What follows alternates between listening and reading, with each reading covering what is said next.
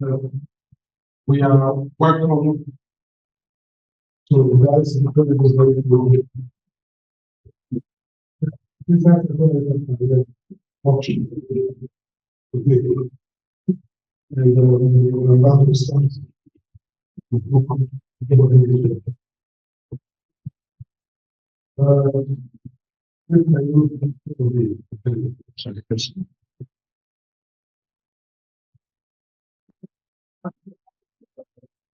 Okay.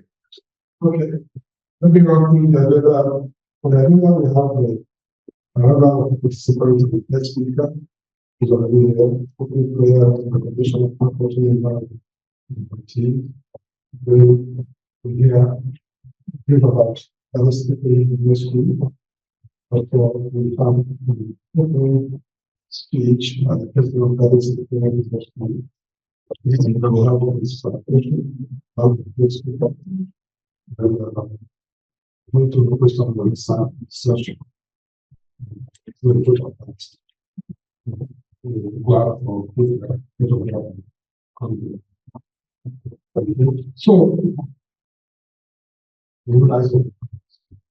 yes, sir.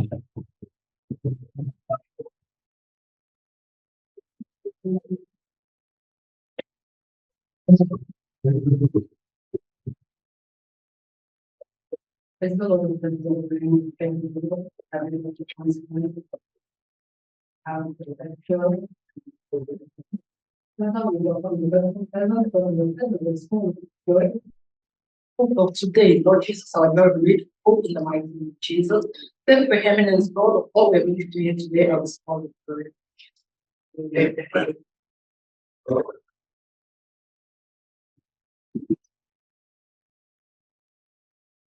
Compared with us today, the next career workshop, the president of Garden City Union for our church.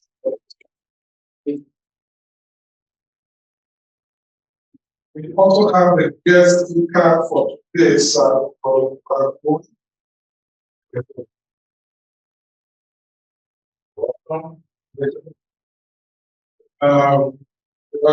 other students are also here. Other the staff of that is you all welcome. So moving forward, move to the next item, which is about Garden City Business School. This one is video. Let's move on to the next item. You have the President Garden City Business School. So, kind of a lot of time already.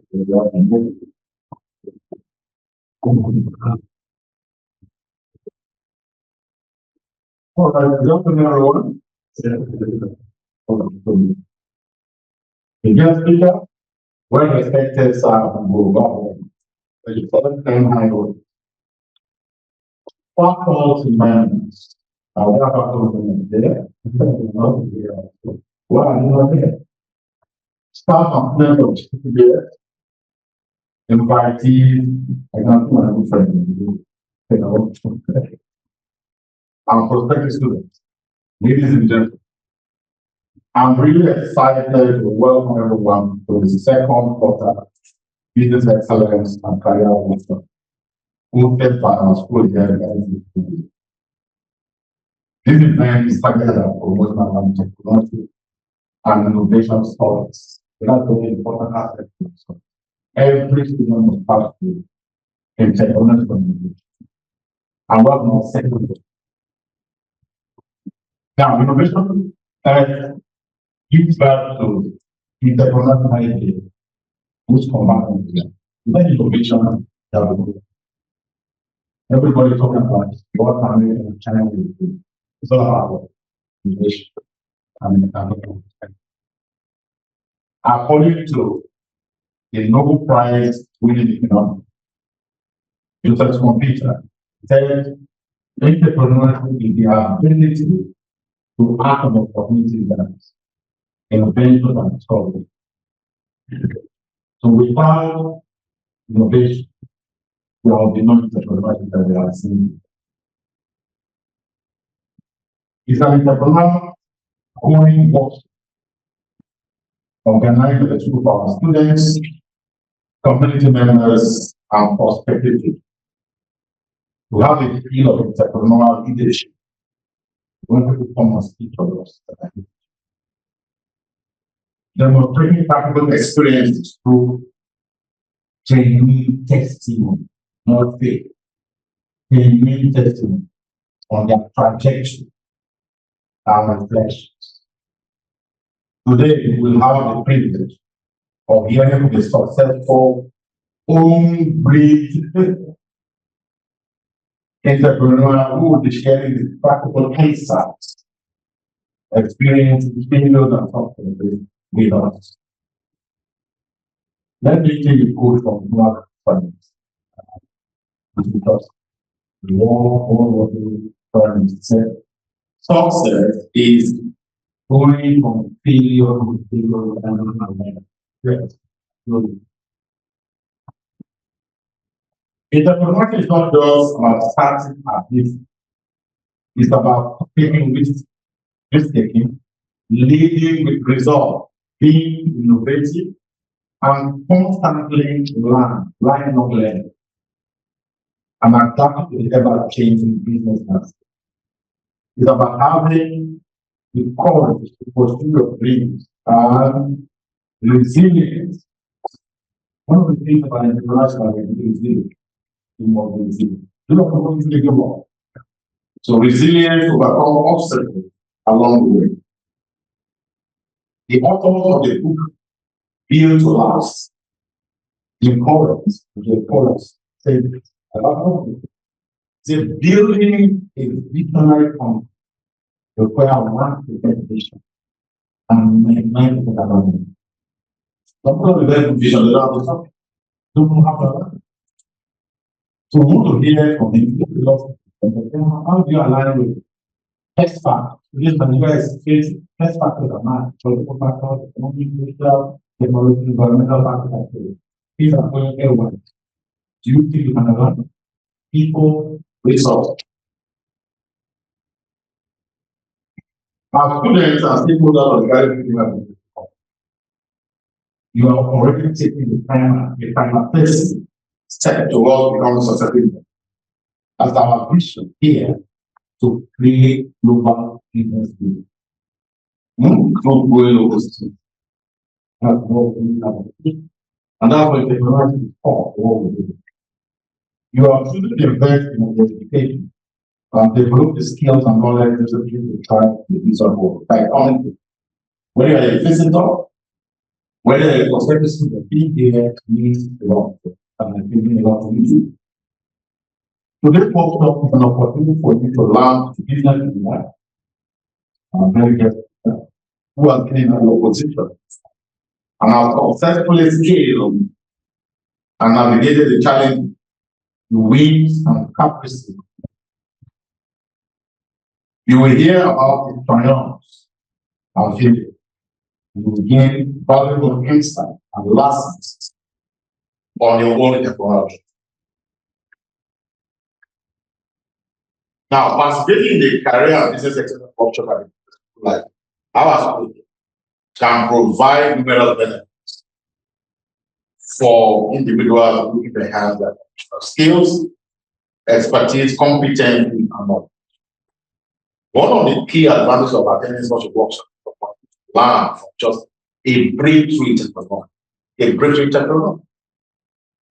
A entrepreneur that is able to conquer many forms. Who have good experiences in running from inception and climb through the ladder. By hearing first-hand account of his challenges, successes, and strategies for participants can gain both reliable and valuable insight and inspiration for their own career and business ending. Additionally, workshops led experienced entrepreneurs can provide practical tips and advise on various aspects of business management, marketing, finance, operations, human resources. Because human beings are the most important asset. So how do you get the best? This hands-on approach to learning can help a deeper understanding of the complexity of the problem, the basics, the tools and strategies needed to succeed competitive and fast-changing market. Furthermore, participating in a workshop where an entrepreneur shares expertise can also help people build a strong network of contacts in the business community. I attended this MSMP program, and the good thing is how his success is being the time of him. And from there,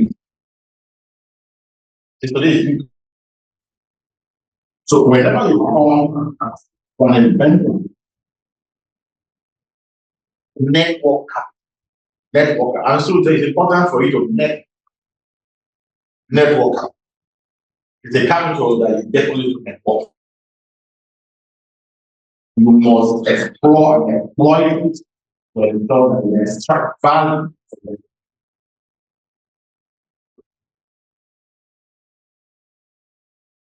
Now, by learning from experienced entrepreneurs and engaging hands-on learning can give long-term success in your children. People are, it doesn't matter what you study. People are studying literature and they're on top of the world. People have studied psychology, they're on top of the world. Philosophy, it doesn't matter what. There are important things to learn. That's why you're here. Learn from the experience.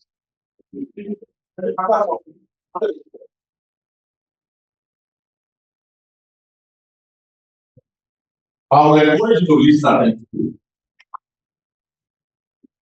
ask questions and take advantage of the situation to learn from someone who has walked the path you are about and back. Some of you already did this. But that's what happens. Whether you're already doing the things that you can always do. One of the things I've told myself, I listen to everybody. No matter how low the person is, I listen. Because I always want to think. I was listening to one.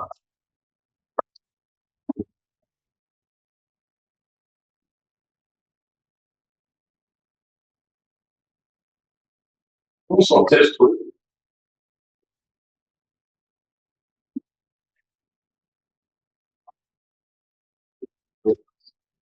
And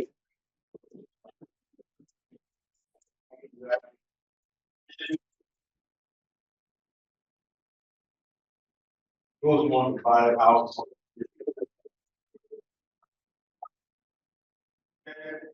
And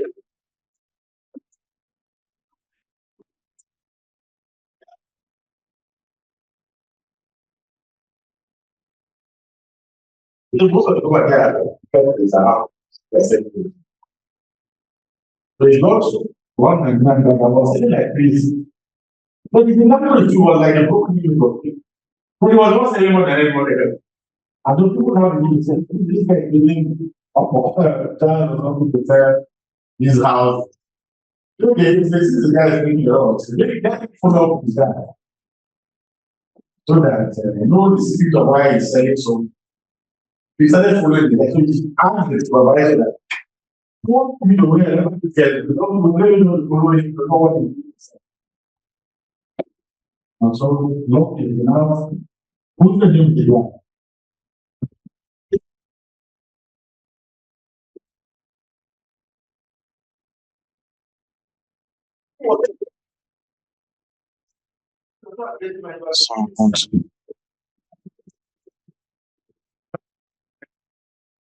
America, I was making. Boy, you know, the guy has a house everywhere. We're talking about The theory is there. There must be a connection with the theory and what we want to be able to do. So it's important for us to pick the work we are going to get to. But I will say this, giving you that story about success in entrepreneurship is not that. It's not what? It is bad. But we need to have that and our willingness to learn from others, you can increase your chances of achieving close and possible. And listen to another guy 2 days ago. Listen to people. There's the value respect. If one is the one journey is about what? I don't take it no for an answer. That is not it. You tell him no, say no. You follow up. Even if you are missing it, follow it. These are important things. I'm telling you the experience I have, how they be able to. So what am I saying?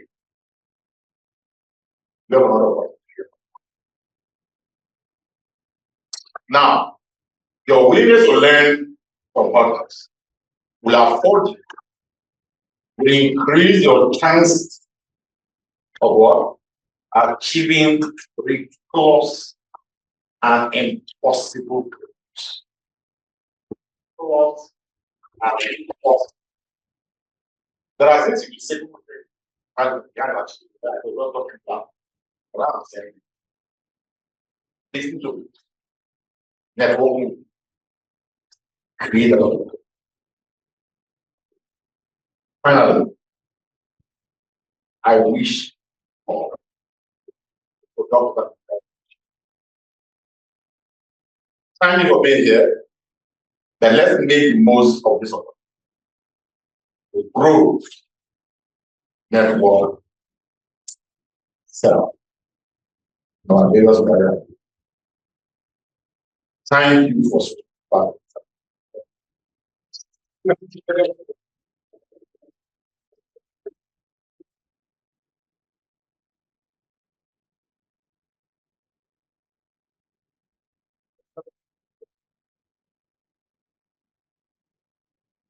For the next item,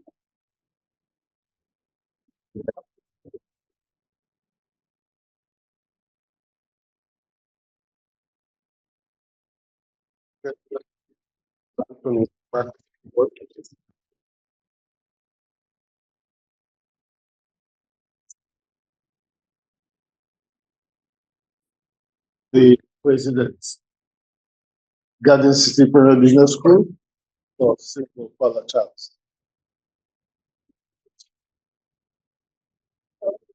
Our guest, Sir Gochuku Orabonwa.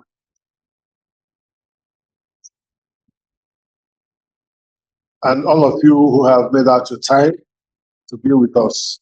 Some persons here are students of our school, and others who are also members of our community. We have a large community that has men and women of substance.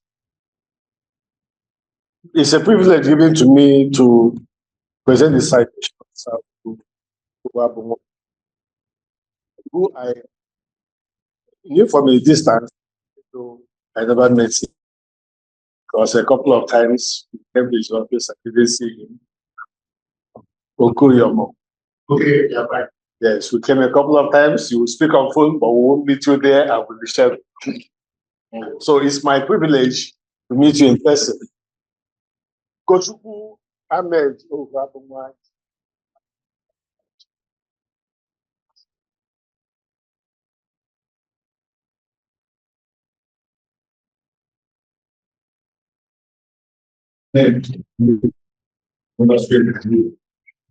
He's also the chairman of other high-level companies, among which are Logistic Deposits Public Limited, and Marine Support Company to the oil and gas industry, and Master Technology at the Bank of the Navy. We go to school from one board, professional degree It's also a corporate member of the representative of the licensed manufacturer of Western here. We overpay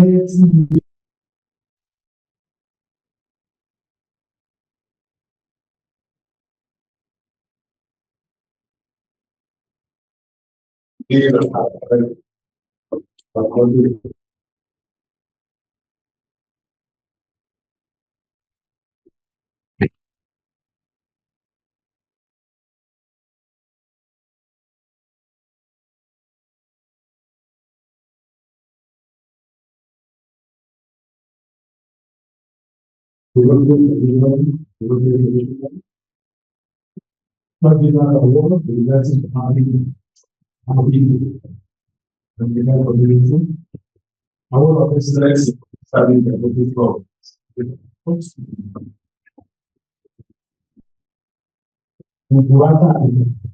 And all of that is no community apparent. The moving about people. He classified to I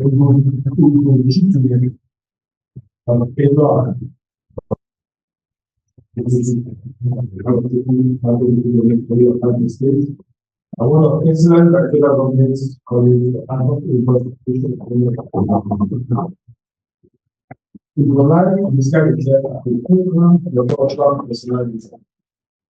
He likes traveling, singing, dancing. He's happily married to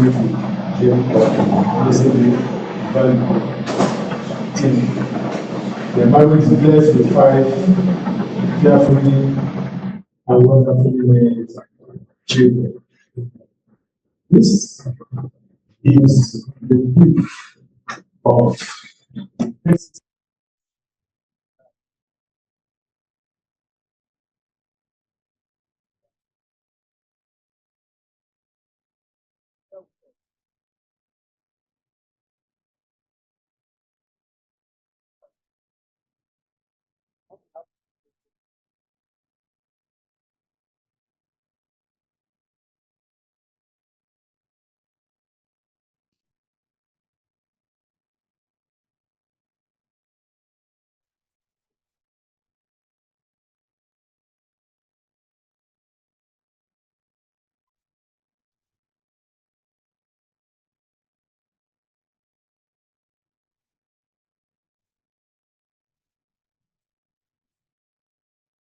Afternoon.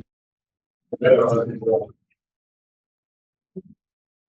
me start with thanking God for the privilege of having for me again. Also thank my very good friend and my benefactor from making me 100 times for the focus of never forget the night, but really of the dream of the father. When you are missionary, we have for Palestine. And I'm going to wish to you and to the bank. And you took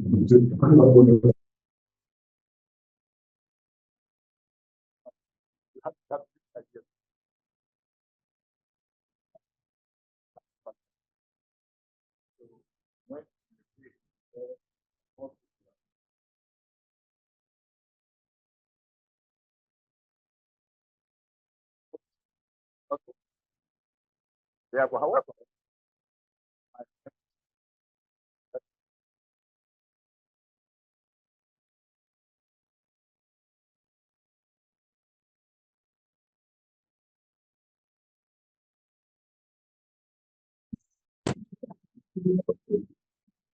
my pleasure. I understand we have students here, we have guests and faculty.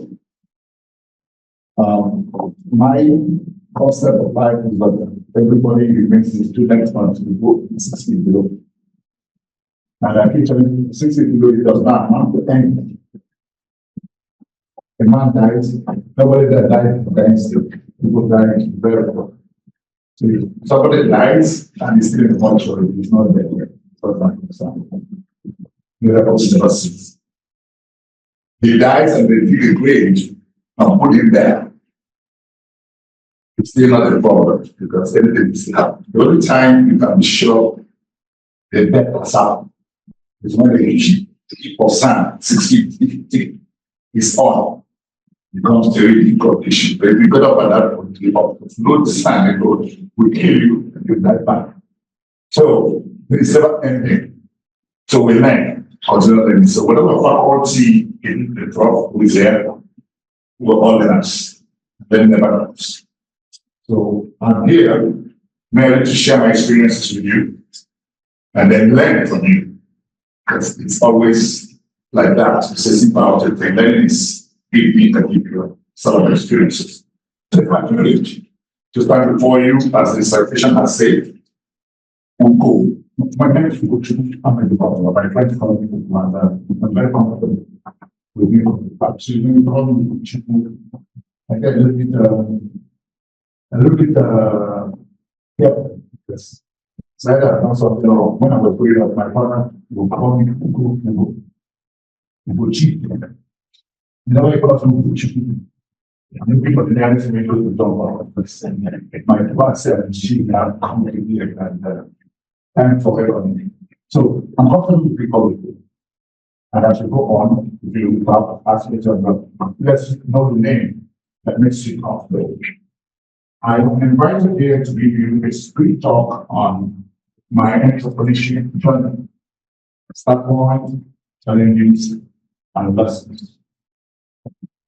As I say, I am a professional builder. I am a fellow of my principal building. I have done nothing else myself and also the managing director of Master Services Company. A company God gave me the privilege to mentor from very humble beginning. And when I say humble beginning, I started that company from 2,500 by April 1990. And that's where we are. So basically, I describe myself as a construction expert. Without boring you, I will go straight so that you can get me flow with you. Please, as I go, if you find anything, find me disconnected, kindly come on. I'm not used to it. Very formal exercise like this. Now, you're going to this topic, which is my entrepreneurship journey. Briefly, I went at Fermi College of Science, and I could do any course I wanted because I was physics, chemistry, mathematics, I was economics, and geography.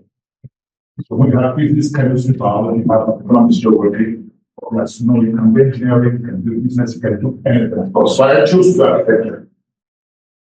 And that's a question to a very good one. See, very well. And started my job. But before the job came up, I got an admission to another university. They had what they call IJN, which was a kind of teaching preparatory for the number, and they actually do respect, but it was designed that people who possibly want to be successful,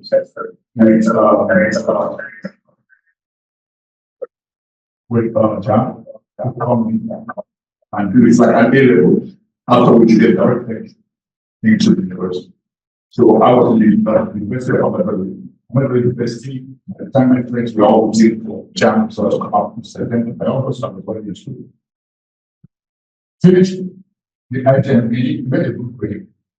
But unfortunately, I found out that architecture was a very competitive course in this area, and they are located by Kota. That's a special way of architecture. And I was really conscious of it. I said, well, you could take that. So, I moved from London to and I prepared for architecture quite all right. 4 years down the line, something happened. What the challenge came up. I had to immediately, but I was frustrated from the university. I had to go back to the University of Trust and started afresh. For this time, not architecture, I had to take the for the 7-year course. So I had that privilege of time. I had to take 2 years of engineering. And that's how I became a review. When I started out graduating from the university, children who were positive as one in secondary school were already graduated. They are juniors.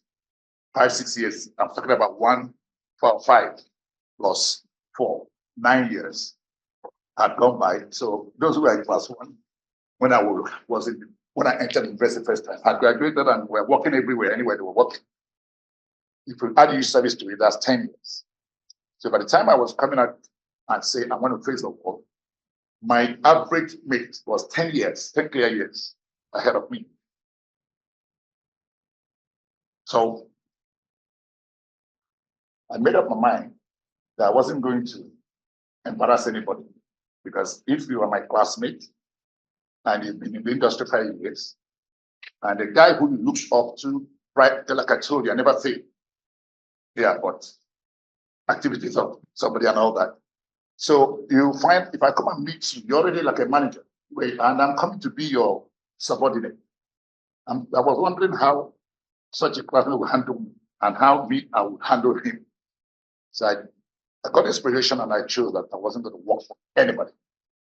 Luckily enough, I had architectural background and I was a builder. A builder is a trained contractor. He's a trained businessman.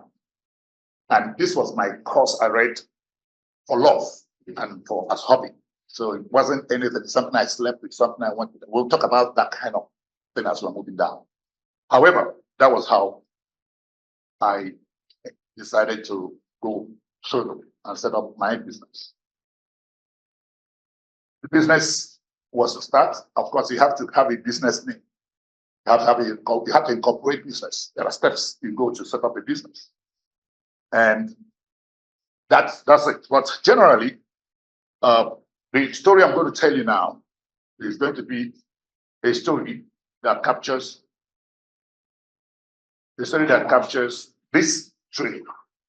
And today, master services, from that humble beginning of 2,500, is where you would call, by all intent and purposes, our flagship project today is valued at about 75 billion naira, called the PH Airport City, which will produce to you at the cost of this business. So basically, that's the overview of my entrepreneurship journey. But I'll take you a little bit to details. I've already jumped it. Like I told you, my early career is what I told you here. My education is what I've told you. And the career was started by incorporating a company. I didn't have money to register the company. It became a problem. I had to seek for funds to register a company, because the guy who has spent 9 years in school, 1 year youth service, and the next time saying that he's setting up business, people are like, hey, we hope something is not really going wrong with your head. And they sympathize with me. The guy must have been going crazy, having spent all this time in school. He may not be thinking, well, how can you want to set up a business if you don't have money? First of all, you don't have establishment experience. You don't have the financing. So what? Well, who told you business start that way? Go work first. Get hands-on experience. Gather yourself some funds and then be believable. However, that didn't run with me. So I had to start. I had just a saving of 2,500 naira for my used and other hustles I was doing at the time. I ran back took my room in my father's house. I didn't need to beg anybody for that. That was my office. That was headquarters.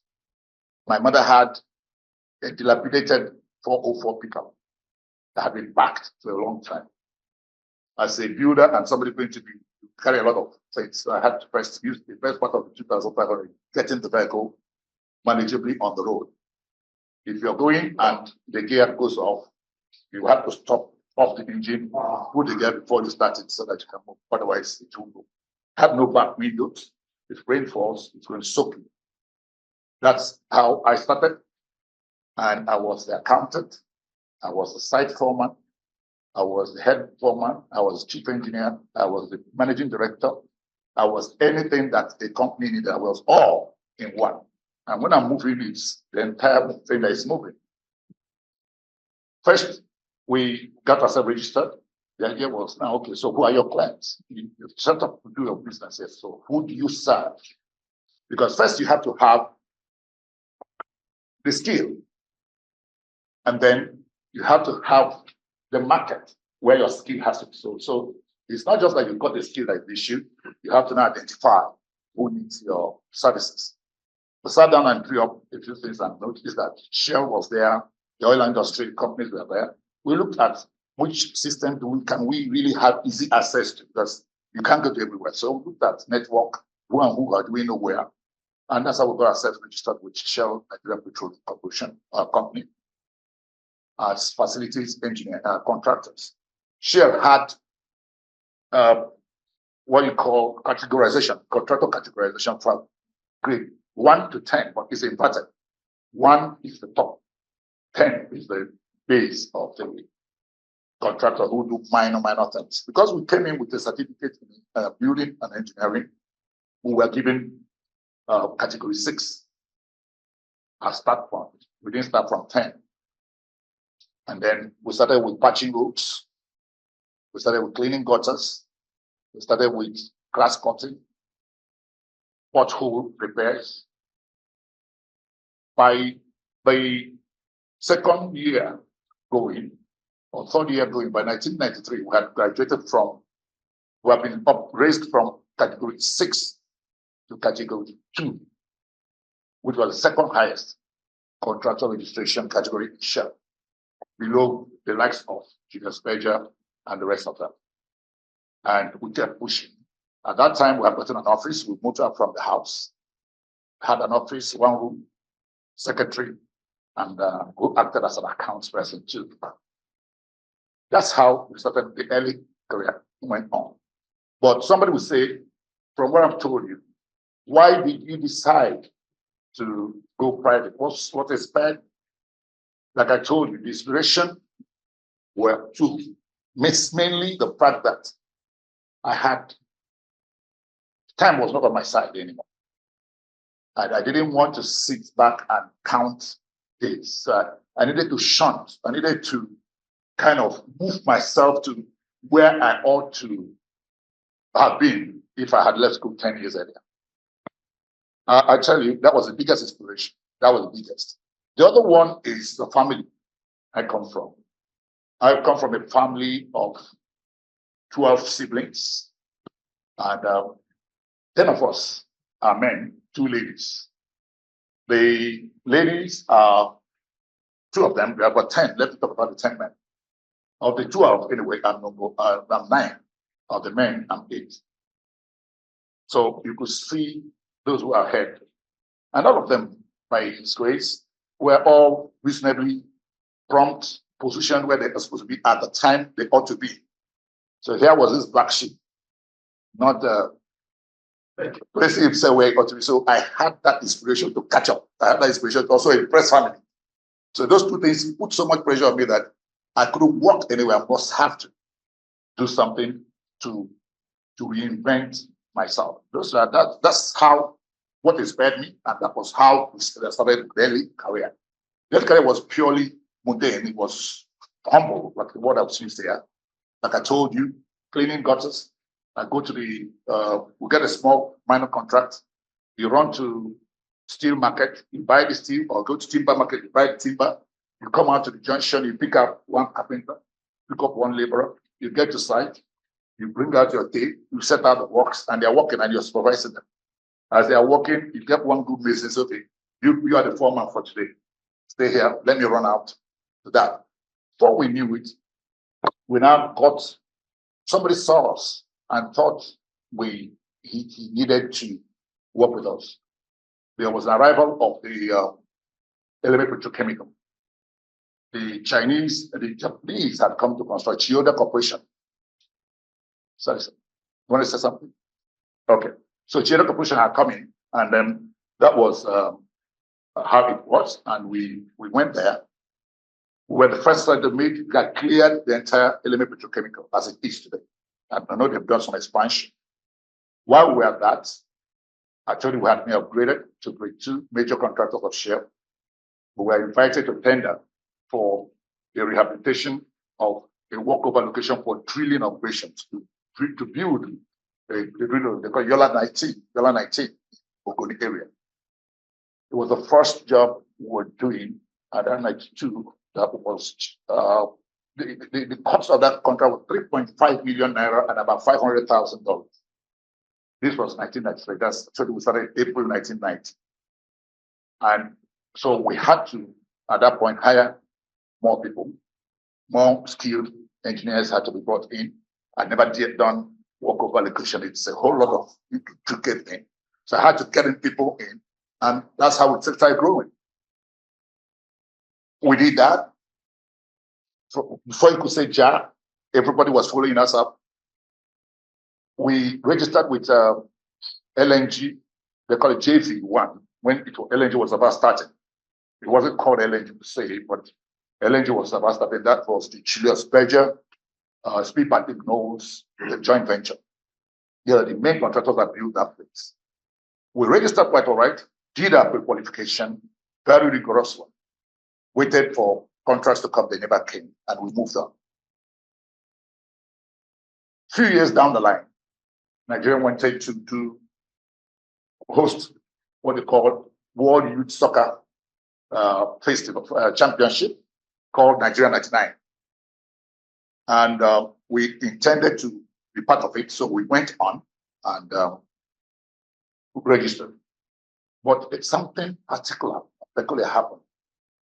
While we were in the process of registering with this Speedbank, Speedbank, Speedbank. We were called in to defend.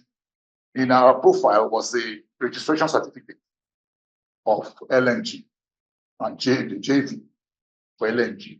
And we came in and it was like, how did you guys get this certification? Who got it? Who gave it? How did you get it? Question of other documents, but this particular one. We said we got it from the JV in Bonnie. And he was a German guy, and he kept asking very particular, detailed questions about that, and ultimately asked if I was involved in the processes of leading to that qualification. I said yes, and he asked about if I can remember any person in the team that interfaced with me while that was when I called a particular name. I remember it very well because he made the whole, it was a turning point for us. Schneider was the guy's name. When I say Schneider, the guy said, okay, can go. He made my job for me. Well, he had to pre-qualify people, but you have already been pre-qualified, so you go. A few months later, we were called in to meet with some other persons. The gentleman that came in from M2 with a promo. When we came, they said, that's the young man I told you about. What happened was that we had done this job, we have been pre-qualified, we have shown character, we have shown technical competence, we have shown practical dexterity as to what we can do. But the driving point was that Julius Berger, the Speedbank, had won the contract to do the 8 stadia in Nigeria from Kaduna and all, including Port River State here, Liberation Stadium, and UJ Sone Stadium in Calabar, and then Nandaskiwe Stadium in Enugu.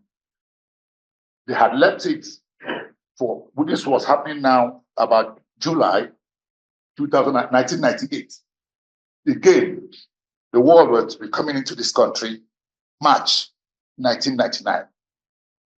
Liberation Stadium was a forest. Swift started it, abandoned it, so the trees had grown. Everywhere was forest. And they were wondering how they were going to do that in 1 year. And they told me why they chose what they chose.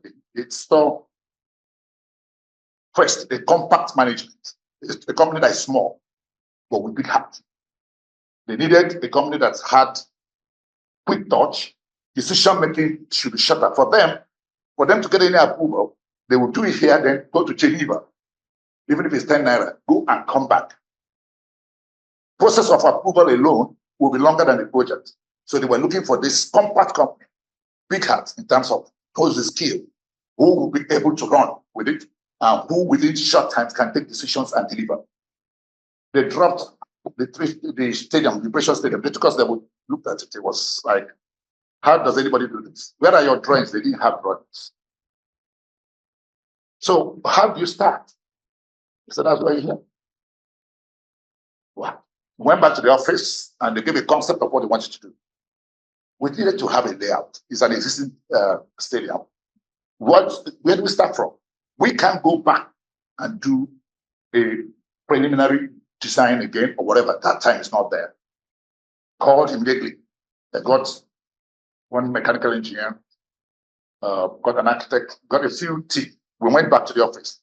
At this time, there was a gap. I wouldn't have told you, but we'll go on. And we were able to get a few sketches in place.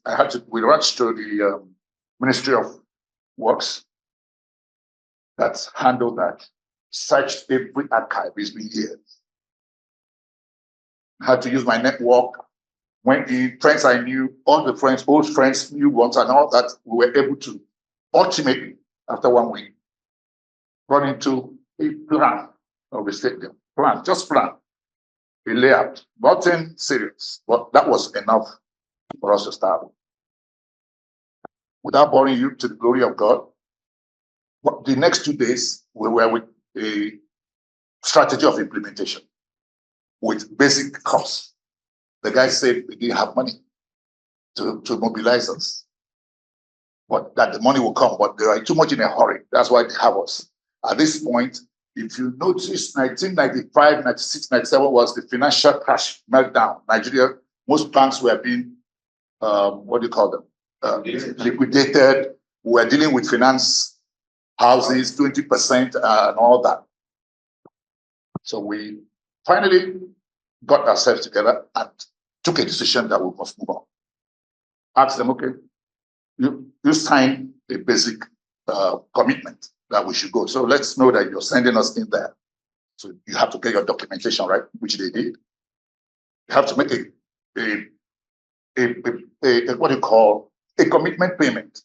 It doesn't matter how much, even if it is 10 kobo, but put it down as advance payment, as a commitment fee.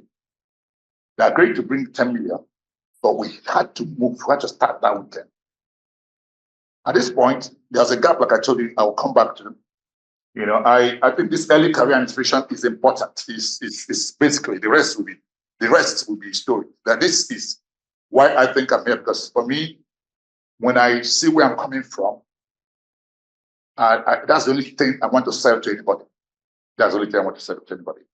We had a very rough beginning. And like the prof said here, the sweat that we put in, the perseverance, the belief in ourselves that we can get there, we can deliver, but what kept us right moving. So this particular point, you had to move to site, and you didn't have anything to go on to site with. We got to Transamadi, the technical, we had a list, schedule of material, schedule of equipment and plans we needed. We entered the technical market, gave them the long list. We assembled, since I've been here, they've been assembling things, say assemble and assemble. When they finished, we had things worth about 3 million. This was 1998, August. Okay, so what do we do? Call the guy, say, look, we don't have this money, but we need this. He said, so how do you pay? I said, we're expecting money the next week. I don't know whether it's providence. I don't know what to call it, but again, note, you have the skill, you have the market, you have the mindset. There is what we call God factor. It is important thing that's coming. At this point, God factor came in. The guys looked at us and said, okay, you can go with it. When we described where we're going to, the stadium, and I said, no problem, go. Give us a deposited check. for all. We gave a positive check for 3.5 million. Coveralls, PPEs, name them. The hope is filled up. The next day, Saturday, we were on site. By Monday, when the consultant for ABB and the rest of them came back from Lagos, they could not believe what they saw had happened. We had cleared the whole place in one day. We had started setting out duct lines, a whole lot of activity. Man, people filled up everywhere. We have data bank. We called up all our workers that had worked with us before. Come, there's action. They all came. And in 2 days, we left an indelible mark on the guys. When they came, they said, look, you're going to follow us to Calabar. I said, what's happening there? They said, they're doing Calabar, but they want to see what I should look at it, like it's something I could do. We left here on that Tuesday to Calabar, UGS Stadium. That was better because it was a stadium that was being used, but it dilapidated, and they needed to upgrade it to FIFA standards. They unlike this Port Harcourt. We looked around and we said, we can do it. Tuesday, Wednesday, Thursday. We used the same template in Port Harcourt, got some dealers in equipment, got some dealers in materials and all, and they all were subservient to divine favor and gave us all that we needed, and we skipped out.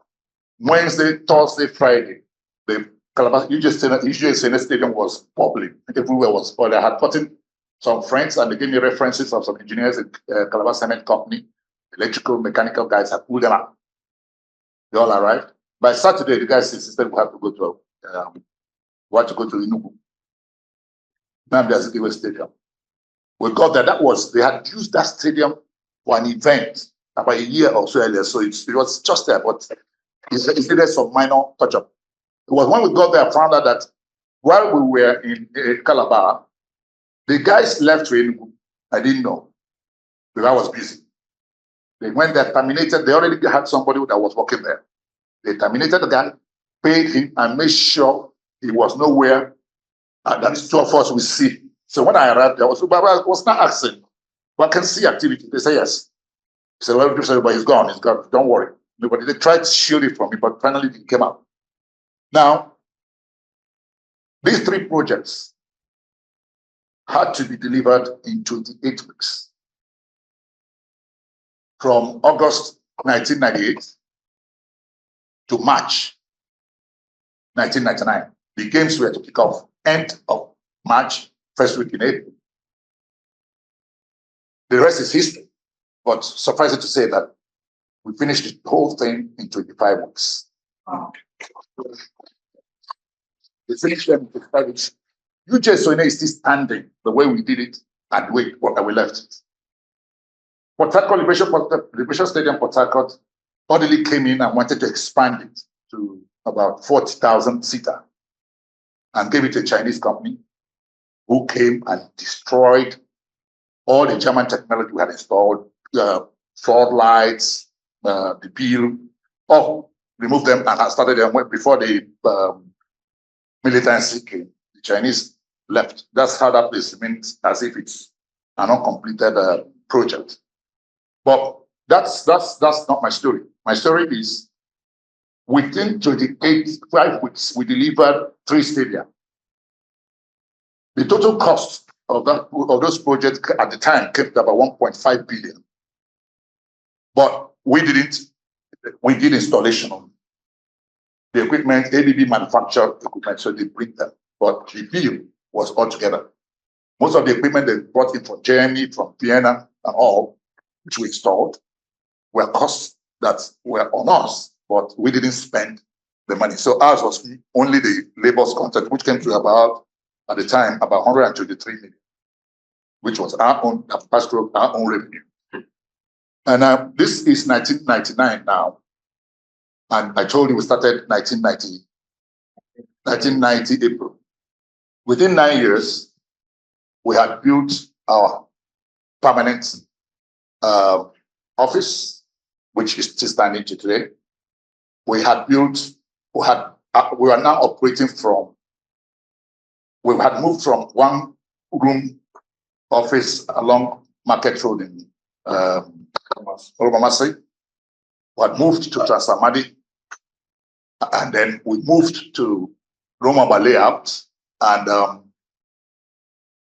our base now was in a 2-acre land space, base space. We had acquired batching plants, we acquired a whole lot of things. We had, within the 9 years, this business had risen from the 2,500 that I told you to us at that time to a turnover of over 500 million. Within the first 1 year, I had just really had left pickup. I had bought myself a 505 within the first 1 year. So it's been a career, and that's bordered on self. That's on its own. It's self-motivated, self-persevering, and we moved on. From there, we finally ended up. We became the first indigenous company that got a LNG contract to do building construction from foundation to the roof. Before us, if you were not Julius Berger or Vigil, you would do subcontracts either through Julius Berger or any of those people, and mostly in community projects, not inside the plant or inside the facility. Masters was the first that ever did that. We moved from there, and then also got from nowhere. People were monitoring, maybe they had eyes on us. We were invited to tender for the Rainbow Town development project. We tendered for the duplex terrace houses, 4-bedroom duplex for 2 pieces. But somewhere down the line, after negotiating and agreeing, we found that the job had started. One of my project engineers, when they called me, I said, I thought we were waiting for this project to start for the award later to come. But I've passed here and they're working. I rushed there, true. The project has started. Called the project manager. And he said, yes, the project has started. I said, so what was all ours? He said, did you not get a letter from us? I said, no. He said, no, they ought to have sent us a letter. Now, what happened was, while they were doing the contractor report and analysis, they found that we were way ahead of that class of contract. So they, on their own, put our name with Costain and JDP for the 15-story tower. I called my guy and said, leave this Nigerians. We are talking about duplex you didn't give us. You're telling us to come out, you're going to give us a 15-story tower, 1-block tower. So just to that they were merely consulting that. More so, we didn't even get any later, as they say. So we moved on. Short time later, few days, 1 week or two, secretary calls. I was in Abuja. Said, that's an email that just came in. She can't understand what it is. I say, what is it all about? He said it came from Rainbow Cityscape. I said, okay, so I ran into the business center at Hilton and went into my email. I was just seeing sky, that's structures going into the sky. And truthfully, it was invitation to tender for 1 unit, 1 block, 15-story at Rainbow Town. I said, these guys are serious. Give and take. We bidded and all that, and to the glory of God, we were awarded that contract to do a 15-story house from foundation to the finish. Total contract sum as of 2008 was about 2 billion naira, approximately. We were lined up, Costain, I'm sure everybody here knows Costain, that built the Night House, the tallest building in Nigeria as at the time. JDP were Israelis. And we're only 3 of us. Then we humble us as part of that team. If it's not God, I will always tell anybody, it is not man. And that was how we got into that project. The interesting part of it was that we had to now put resources together. We haven't done more than 6 stories before. Now I'm going to 15. I slept. I said, how am I going to do this? Now, have I not taken more than I can chew?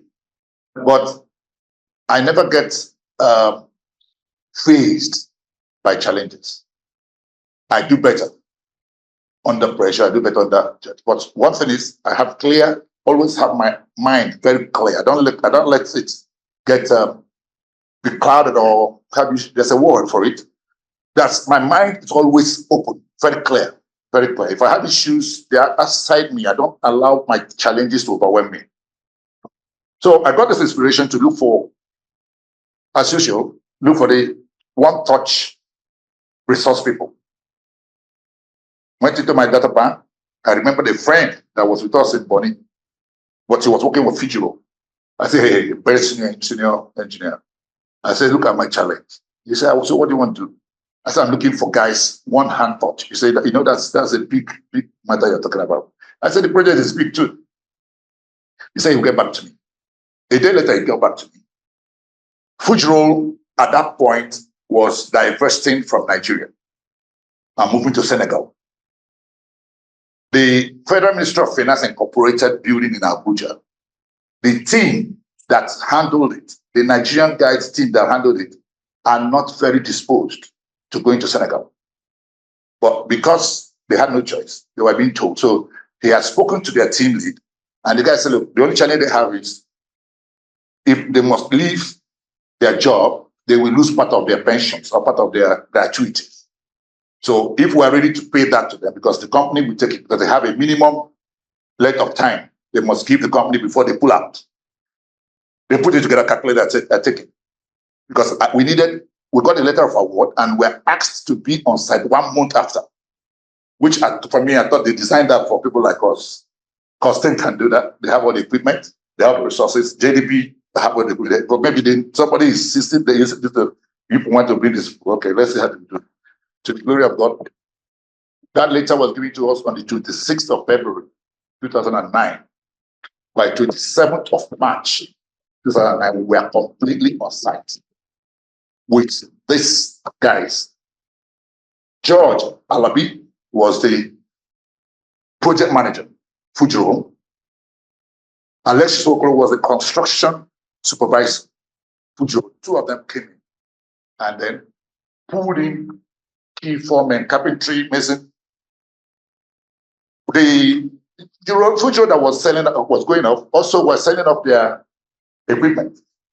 So by the time we were building an APG to give to Rainbow for advance payment, we insisted that they must give us 50% of that advance payment upfront. That's ahead, no controls, no telling us go come. And we got good advice from some persons, financial consultants, that whatever commitment the bank will give us must be signed by a director, not just executive director minimum, but executive director of that bank. And Access Bank agreed and gave us the APG 360. The first tranche of that money was about 650-something million, and we're giving 65% of it as advance payment. 50% of that advance payment went to purchase all kinds of equipment from Fijiro. So within 1 month, trailers were just moving into that site. We had hands-on. We had guys who had one touch deliveries, one touch. We weren't there for experimentations. No. We didn't spare money. We were paying, our payroll rose from 1.something million to about 8 million in 1 month because of the caliber of persons we were bringing. And at the point, the project managers were telling Costain and JDP to swallow their pride and come and ask us how, because we are making double their speed. We got a point where we were doing 2 floors in 1 month. That was my first time of seeing that this slab, you can do it on ground and take it up. And those guys taught me. We still do it now. So while we are going with carcass, our slabs are getting ready. The next week, we launch them, put the topping, and you're gone. Two floors, 2 stories every 1 month.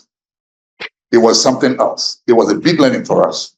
And unfortunately, some Nigerian politics happened to the project, but as we had reached where we finished that, we were gone. And a whole lot of other things. The economy went down. Rainbow Town now became an issue. Before we could say Jack, Rainbow Town called it the APG. Nothing, no quarters, nothing. Just all of a sudden, they find little faults. You think they are talking about that, they're going here, by the time you know, you've had a long list of what they call snag lists. We say fine. In construction contracts, what we call JCT form of contracts, there's what we call defect liability. Defect liability means that the contractor has the first choice of refusal if there's a defect. To fix that defect is when the contractor fails, then the client is entitled to revert to the retention clause because 10% of every payment is retained as retention. But this case, you haven't given us, so we argued till they gave us that. By the time we could say Jack, whatever reason, but not to bore you, the APG was called in. Access Bank shut down our accounts. Now we called them because we had been to court and we won the case. Access Bank shut our account, and that was our big bank, and we had no other one. We ran into a storm, massive storm. For 6 years, all our accounts were frozen. For 6 years, we could not get, the account now became, we now got a negative credit bureau report. So we couldn't access money from any bank, not even a dime. No APG, you can't raise guarantees. So we were shut, a contractor that can't access funding was shut out. 2011, 12, 13, 14, 15, 16, 17. We couldn't raise money from any bank. We went what? Floor, storm. When you hear storm, heavy storm. I jumped some storm along. I'll get there, but we jumped it. We were there in this storm. We couldn't know where to go. God factor. A particular governor in one state called up one day and said he has a road he wants to do. We should go with the engineer's design. It was designed. They brought other contractors that tendered and processes were completed. That job was brought for about 2.something billion. The guy didn't ask us, but our fear was next thing bring advance payment guarantee. The guy said, no. That what he wants to do, that he won't give us all the money or too much money, but that every month he was going to give us 100 million. So we should go and work. That was how we now, life came back to us. We had sued Rainbow Town in court with Access Bank, who were in court with them while these were blasted. And this guy, the same month, the same year, the challenge, the storm arose March 2011. December 2011 was this God's intervention from that government. But for this period, we were not able to access any facility. So we couldn't do any other project. We just concentrated on this. But of course, government and the ways, some more time, they default. They are not, that one is another issue. They're owing us about 350 there, ultimately. We sued Rainbow Town. We sued Access Bank. January 2012.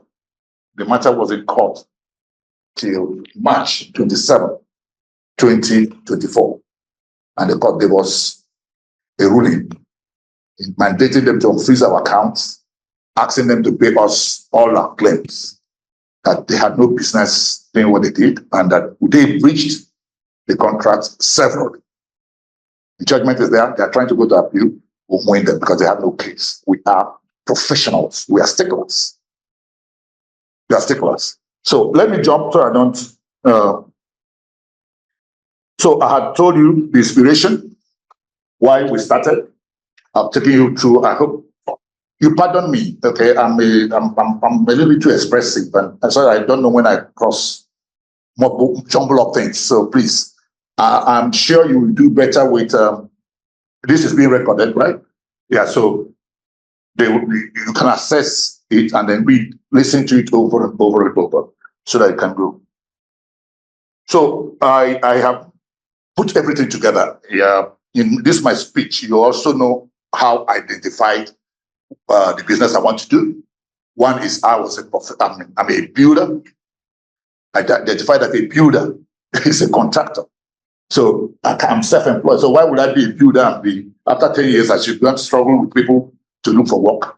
So no. So the idea for my business came from my training, which is the skill I have. But inspiration was because of the time I wanted to preach. I hope I'm getting, that's okay? Fine. So obviously I'm on the challenges side. What are the challenges that I had faced? I told you, first of all, was funding. I had 2,500 to start a business. Secondly, was experience. I wasn't very experienced. A guy that was just working out of youth service. So those are challenges because you have because where it played out more is outcome. This particular Rainbow Town project challenge with first in. So we had funding. When you're going to business, you will have issue of funding. How do you get money? Is it equity? Is it a friendly loan? Is it family loan? Is it whatever? Is it bank loan? You have to decide where it is. Mine, when I was starting, there was nothing. I didn't have the idea of how to raise money anyway.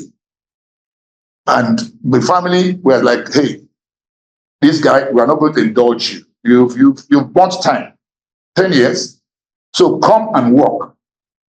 Get yourself first together. So one of my brothers, I remember this statement, I reminded him a few days ago. He said, I have one yellow trouser for over 3-4 years that he has seen me. So I want to wear the same trouser and start going to do business.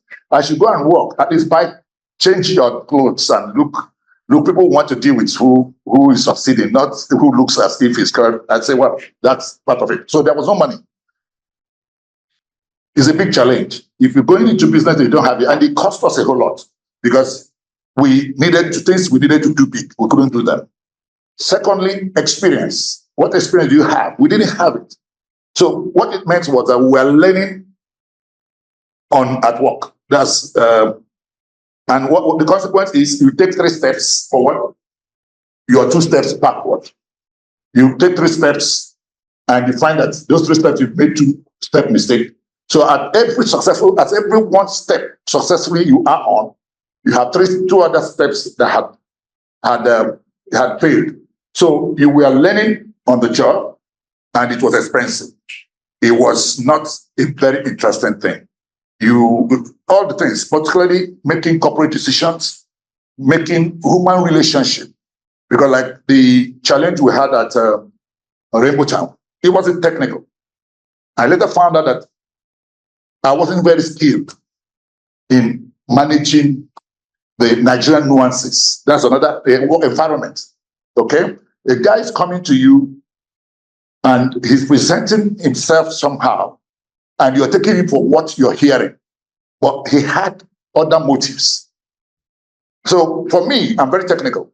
And one thing you don't want to do with me is attack my technical competence. I go to extreme to prove to you that I am technically, myself and my system are technically sound. So, and you will lose. So when they were coming with that, I was facing it technically. I was not reading meanings that these guys had some ulterior motive. So experience was a challenge. Funding, challenge.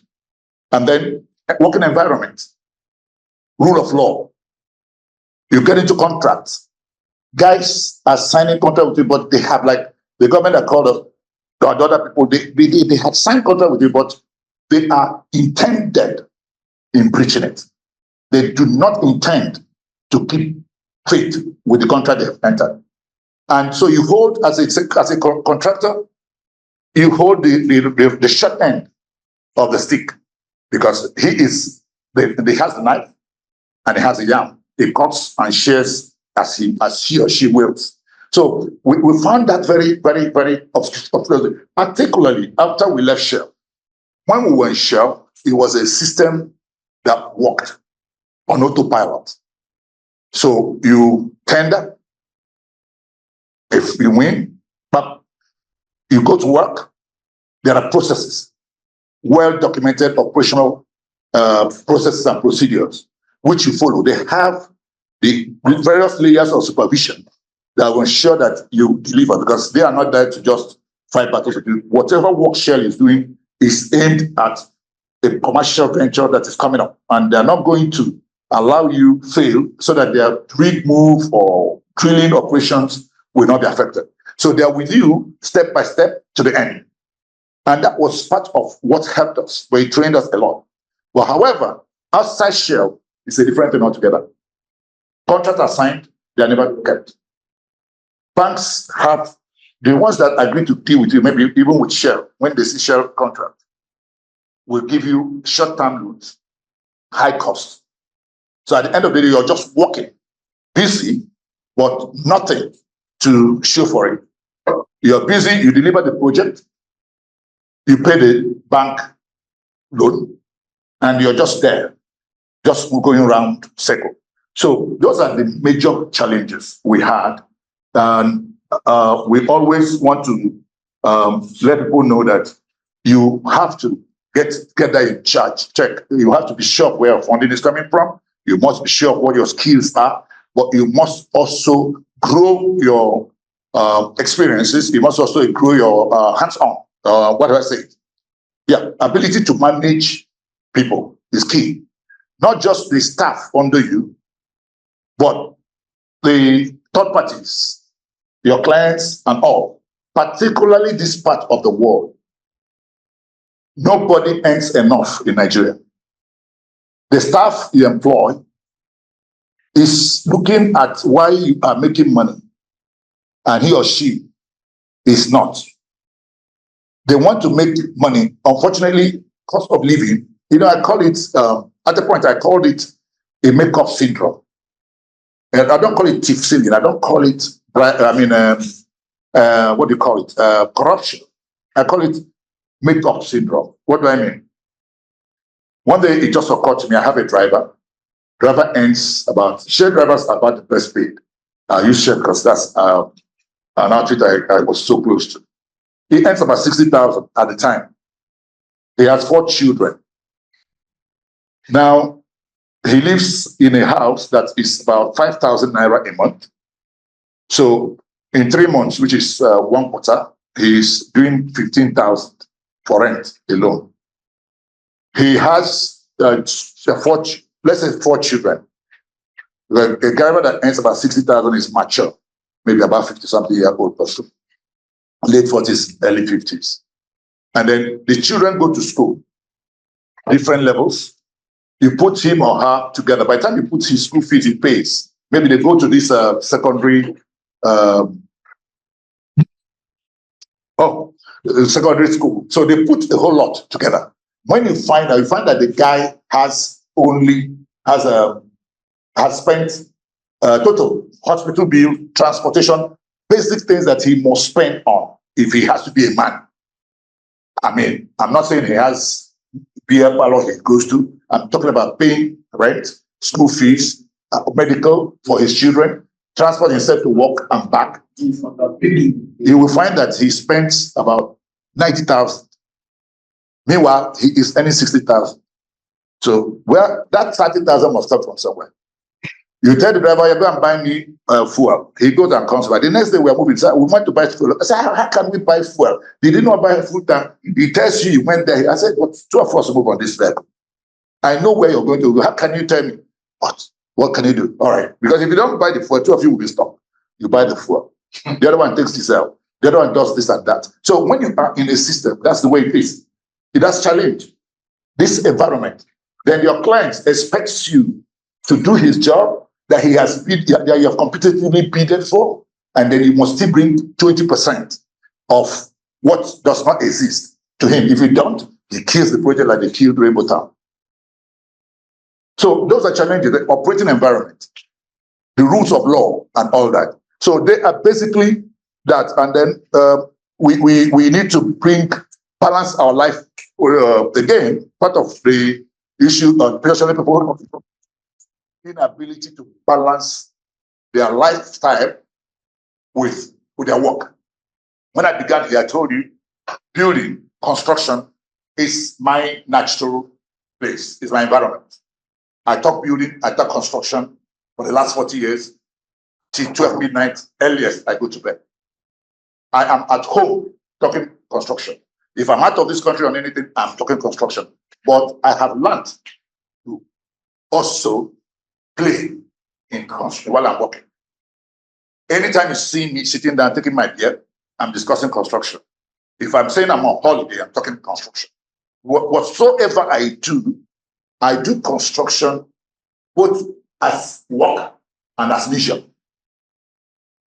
And so I'm not bored. I am ever focused. I have never taken a leave in the last 40 years, but I have had leaves. Because if I step out here, I finish from here, immediately the next time I'm jumping into something that gives me fun. So my leave is, I work for 8 hours, I take leave of 2 hours, the same day. So cumulatively, my leave is running. So you must take, the challenge most people have is inability to draw a line or interface their work and their work life and their lifestyle. So basically, once you don't do that, there's so much that we can go. Right. So what are the lessons I've learned growing this business? One, it's just a corollary to what I had previously said. You must have the skill. Skill is whatever you want to do. Prof has said it here. You can be a literature graduate, but you can excel in IT. It is what skill are you bringing to the table? Whatever you want to do, again, that's the lesson I've learned. Second lesson is, it does not matter what you're doing, but do it as if your life depended on it. And once you do it right, all your enemies, a sweeper, a gardener, has had her, okay, let me use the one we know. Somebody already cooking, had put her name in Guinness Book of World Records. That brings endorsement and all that. So it's not that you invented a aeroplane that makes you get into the Book of Guinness Book of World Records. It is how best you can do that little thing you have given or you are purposed to do. So my lesson is I run with the big things. Whatever you drop in my hands, I take it, I run with it, I give it the best shots. There are no compromises. When you compromise yourself out of it. So that's a big lesson. A big lesson is whatsoever I want to do. Well, that's why we're able to deliver the Stadia project. That's why we're able to deliver the Rainbow Town project to where we are. As we speak, like I said, we're doing a PHA City, a 2,000 housing project, which is supposed to be for about 6 years. Yeah, it's an infrastructure-driven project, and we are on it. 7 years down, 5 years down the line, 6 years down the line, we started, we designed, we had 3 years to get the title. It's been pressure. Funding was there. Banks refused to touch us with the fund. We dump it, we go for another one. There should never be an obstacle. Don't be an obstacle to yourself. I'll give you an example. I'm sorry, timer. I'll give you an example. 2 weeks ago, last week, I was due to go to Lagos, Abuja. I was called up suddenly to be in Abuja for a meeting. I got to the airport. Airpiece had taken off 20 minutes before time. I said, what kind of efficiency is this? So what do? They say it's gone and they don't have another flight the next day. And that meeting was already scheduled for 2 hours. I called the guy, so what about Owerri? They say, Owerri is there. This was now about 8:40 something, 8:45. They said they went and checked. The flight from Owerri is 10:10. And this is 8:45. From here to Owerri, it's an hour plus. Then I didn't have flight. So I told them, call the guys, if they can get me on that, if they can get a seat over there. The guys were on me, okay, don't waste your time. You can't catch the flight, you can't reach there. I insisted I would take a chance. Let me get there, let it be that I missed the flight. To the glory of God, I met the flight, I boarded it, and arrived Abuja, maybe an hour or so, 2 hours behind the original flight I would have gone. I was at my meeting at 12 o'clock and he finished. When I called my logistics guy, he said, okay, I have taught him the biggest lesson of his life. I said, that's why you are a worker and I'm a businessman. We are risk takers. One thing I've learned is that if I had not moved, if I had taken advice, it's too late. I said, no, my decision and how I operate business, I will never be an obstacle to myself. Plus, I can't stop myself, learn not to stop myself. So I will go to the end. Let it be that I got there and I missed the flight. But let it not be that I was in Port Harcourt and that so I got there. The man said he learned it. So never stop yourself. That's the one lesson I've learned. Never stop myself. No matter what the situation is, I am going to see it to the end. If I do all that I can and it doesn't work, what do? Go to sleep. I sleep well. I sleep well. When it doesn't work, I sleep very well. That's one lesson I've also learned. Do your best always. Don't get yourself to a situation where you say, oh, had it been I did this, had it been I did that. No. Free yourself totally. Exercise all the best in you. Sweat it out. Persevere. Take it to the end. If it doesn't work, you know what? It's not the time. Go and find yourself a good sleep. Don't carry your problems. It weighs you down. And dead people don't solve problems. It's living. So when the problem is so heavy, what I've learned too, like all the little things I've told you be true, I try to resolve it. And they are not working. I say, Mr. Problem, you will sit down here. Let me go and come. Oh yeah, I give my problem seats. I give them proper seats. I give my problem seats. Don't allow your problem, don't carry your problem. We're human beings, it hurts. It hurts, I agree. But don't carry your pain more than 1 hour. Learn it. It's very important that you exercise your problems for yourself every time. Let there be a line between your problem and yourself. Never carry your problem on your shoulder or on your heart. You can only become more confused and that problem will solve you. When problem solves somebody, you know what it is? You know what? You don't know what problem solves you. When problem solves you, you get hypertension and you die. That problem has solved you. You have not solved the problem. So to solve the problem, you give it a cheer. You demarcate it from yourself. And that's the way it goes. And I'm sure that basically, those are lessons I've learned from my challenges. And I thank God that we've come this far. And I can tell you that I'm very glad, I'm very happy for the future I'm seeing. By the grace of God, in the next, by end of July, we will be doing a groundbreaking. That project, what you see the front page there is coming out exactly that way, where we are working, we are doing the roads, the infrastructure is going on. And God willing, we are going to create something that has never been done before here. And God will take the glory. Thank you. Thank you very much.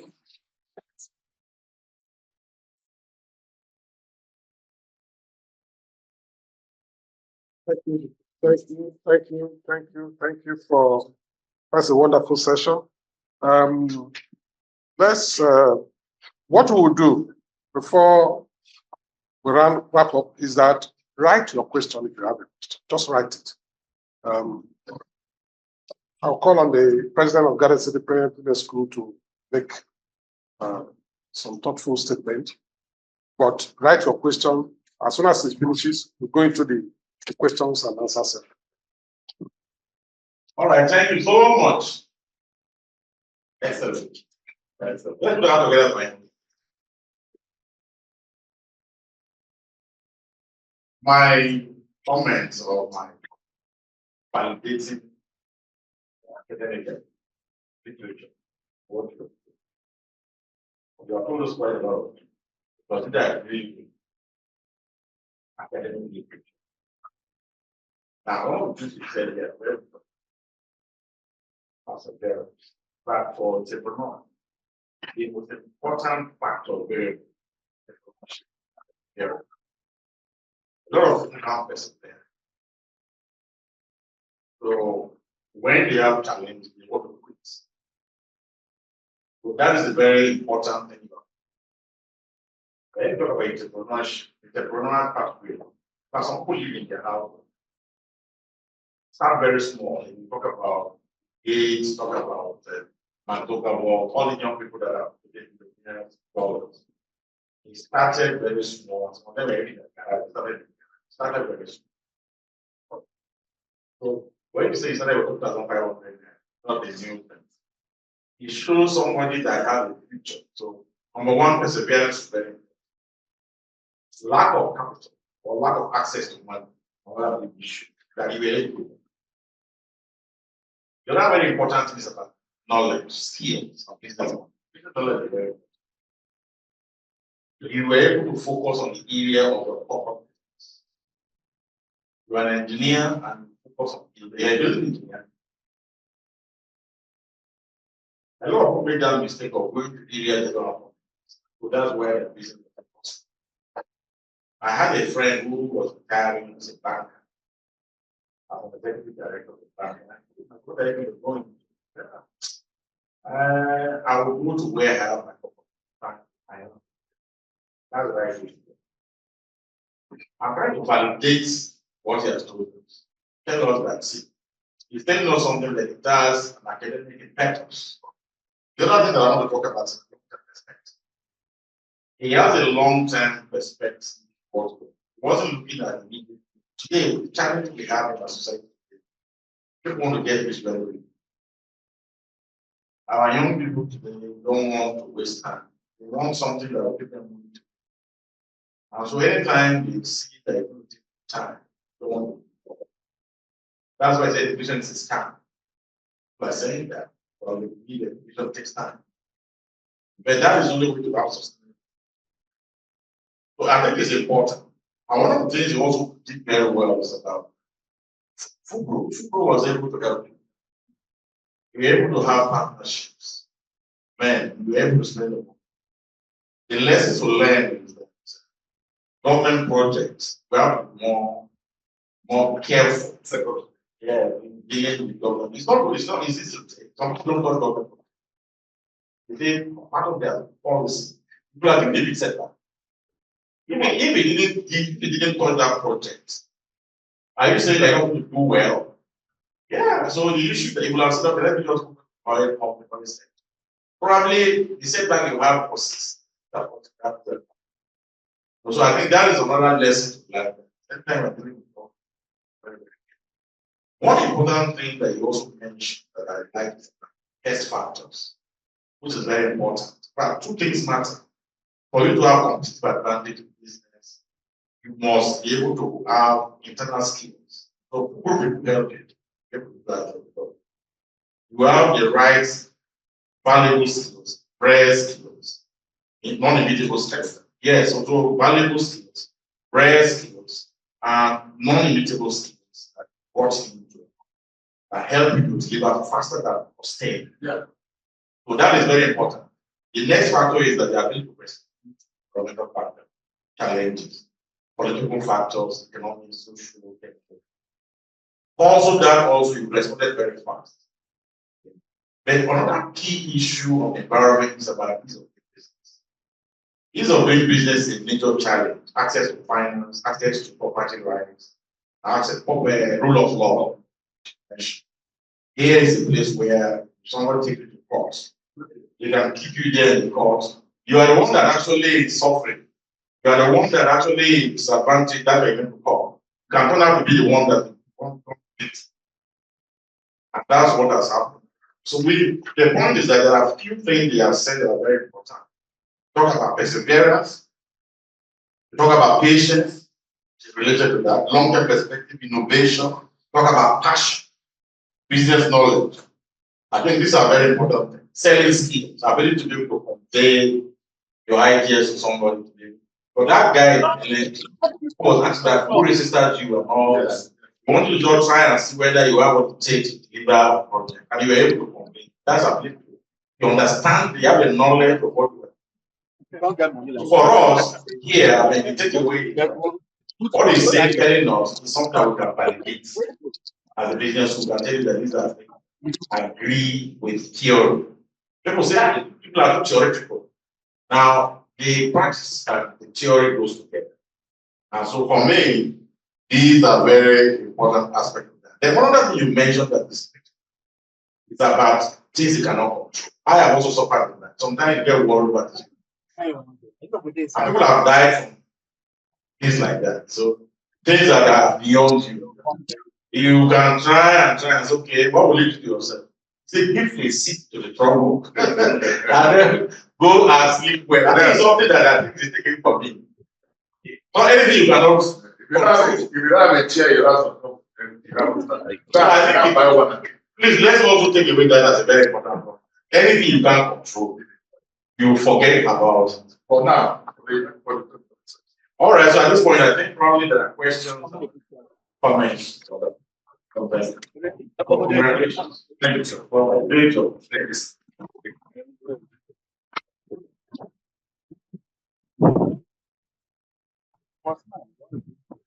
Okay. Sorry, with due respect, I think I'm not a professor yet, so I have to be humble. I have no time. Yeah, I have a question here. It says, please, how do you build and maintain good network in business? Okay. Network is in phases. Okay. For general definition, network, I want to understand network means to connect to people. How do you connect to people? How do you connect to business? That's the business to do business. How do you get to patronize? There are networking is a natural thing of humans and even animals. You naturally flow. You naturally want to join. You naturally want to form a community. It's a natural instinct. But what happens is, just like every other thing, natural things that are natural are taken for granted. They are not honed. We don't try to grow our skill in them. We just take them for granted. We just think that they're wrong. But it becomes a little bit rough-edged and unrefined. So if you are going into business, first, what I did, which is not conventional, is jump into business without a certain level of funding. Most businesses start by articulation and what we call take-off budgets.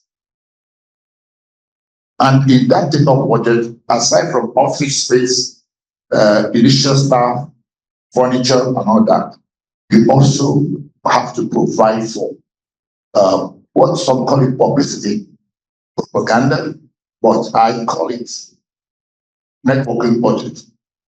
You have to know where your first of all, you identify the entity you want to deal with. You need to identify who are the key people in that entity. You then need to find out what are their likes and wants. Where do they hang out? Well, what thrills them? What thrills them? The other side of it. So you align. You find yourself like he plays golf. Let's say it's a cheapest. You've not that place. You've gone. You've registered. You've qualified. You already registered with the organization. You're not network. The first thing of network is to identify the entity you want to deal with. Second part of network is to satisfy that you are qualified to do business with them, and you submit all those documents. It's part of network. You're building your network with the entity. Then when you are now registered, you are going to be visiting that entity. But you cannot get access to that entity easily. But you need to walk through some people. How did I do it? I come to the gate. That's from when you pick up this. I come to the gate. The security man is my first friend. The gate man is my best friend. I go, and as I'm coming out, I'm submitting documents. But have your lunch. I go. Next time I come, he has a more pleasing reception of me. Then I sit down. That's who is that person?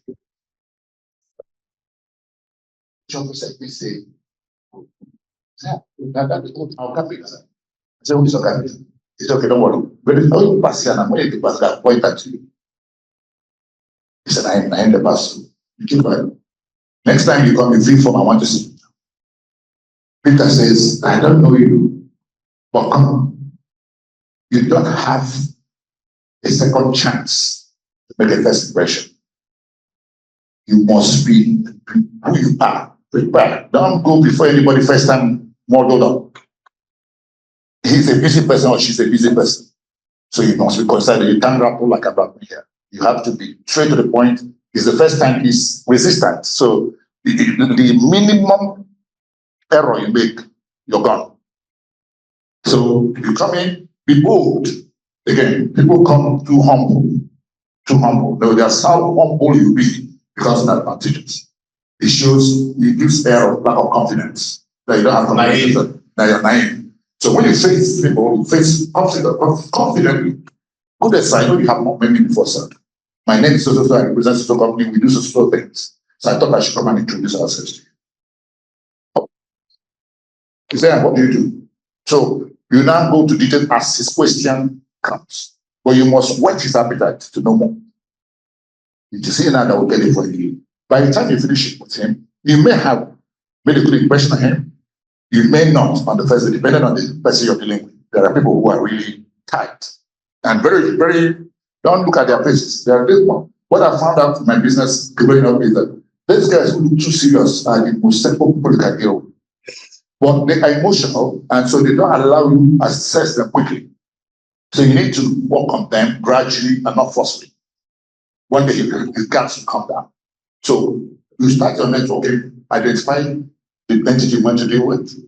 You start second, or certify that entity that you're qualified to deal with them. Thirdly, start from the gate. Security man. He is your best networker in every entity. He gives you information because information is the deal. The information is the deal. You don't have information, you're dead. So gradually then you build it. That friend you have spoken to, oh sorry, sir. But you have to start and you come meet him and say, the other day I don't know if I can meet you somewhere, sir. A lunchtime or dinner or whatever. He said, no. By the time you go 3-4 times, 1 month, 2 months, one day he will give you the lunch date. When you have had lunch with him, the journey as it goes up. So that's how you network. And then you see the same thing outside. When you meet people like Prof had said, this place is a big place for the network. It's a place for, I can see a banker there, I can see a lot of other people here. So you can't waste it. Try to be, don't always be fool on yourself. Nobody knows it all. Share your ideas and buy others. Again, your attitude can be a problem for your network. Those who know too much, there's nothing wrong with it, but you should watch out for superior logic. Hold your opinion, I'm opinionated, but I'm also susceptible to superior logic. I will hold strongly to my opinion, but I know when somebody has presented a superior logic. And so once you're able to open up, you will grow your network. Sorry. I'm sorry, when you think that I will show. Any other question or They say you are failing. any other question or comments? If there is none, we call on the DCM, Garden City Premier Business School. About Garden City Premier Business School.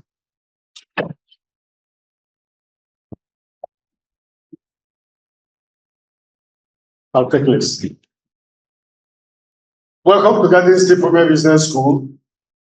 I may not be expressing pride if I say for me, this is the business school that is here. And we have a vision, which is to create global business leaders. And we have a mission, which is to provide cutting-edge education. We provide cutting-edge education, as well as we prepare leaders who will make the desired difference in Niger Delta, Nigeria. We have our council members and directors. I want to compartmentalize what we do for 4 years and then deal with them. First, I want to talk about our postgraduate program. In affiliation with European Global School University of Paris, France, we as an affiliate center in Nigeria provide studies leading to the award of degrees. A couple of them, quite a number of them.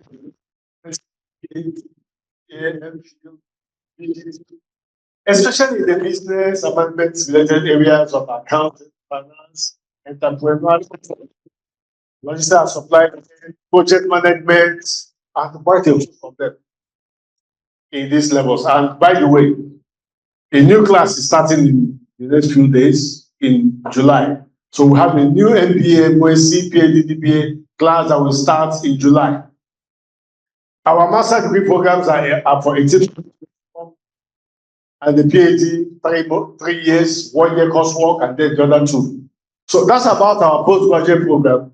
Now, what is it about our postgraduate program that makes a difference? We drive innovation and entrepreneurship. And so whoever steps in here must go through our entrepreneurship projects. That takes you to the point where you look around the environment, identify projects, product and service gaps, and we help you to convert them into business opportunities and guide you through our capstone board to produce bankable documents on them and launch these projects. And by the way, we have an investment club. So if your business projects, the idea is worth the salt, then be assured that there are men and women consultants who will key into that your project and it will be funded. Our postgraduate programs are usually lectures are usually on Fridays and Saturdays. You will not see many people out there now because many are writing exams. So, but that's how we are, and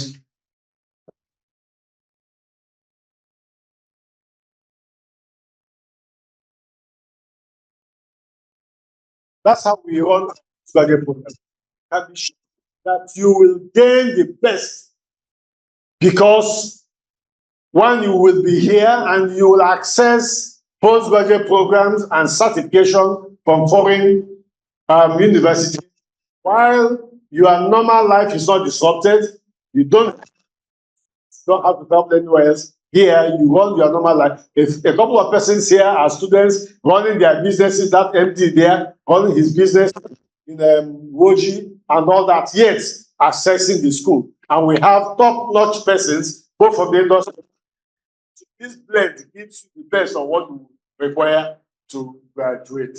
And are on. You know you can school here without paying the time. Yes, you can. Yes. 5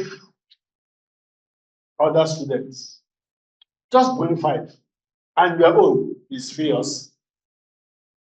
So just go out there. Just 5% that come, because on each of them is 20%. And you will come in, run your program, whether it's a PhD or master's degree, without any additional payment. We also want to tell you that we have support structures that will enable you to run through our programs. Oh boy. To run through our programs.